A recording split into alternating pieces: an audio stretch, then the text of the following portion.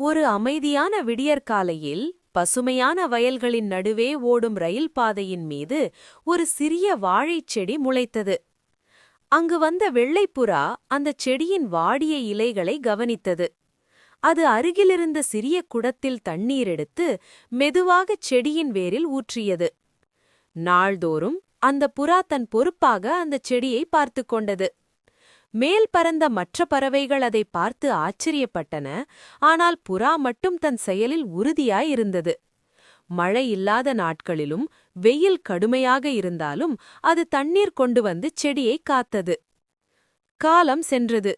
சிறிய முளை மெதுவாக பசுமையான வலிமையான வாழை மரமாக வளர்ந்தது. அதன் இலைகள் காற்றில் அசைந்து அந்த இடத்துக்கு உயிரும் நம்பிக்கையும் அளித்தன. அந்த புறா எதையும் எதிர்பார்க்கவில்லை. அது செய்தது ஒரு சிறிய கருணை செயல் மட்டும். ஆனால் அந்த சிறிய அன்பு ஒரு பெரிய மாற்றமாக மலர்ந்தது. நமக்கு கற்றுக் கொடுப்பது ஒன்றே: சிறிய அன்பும் தொடர்ந்த முயற்சியும் இருந்தால் உலகமே பசுமையாக மாறும்.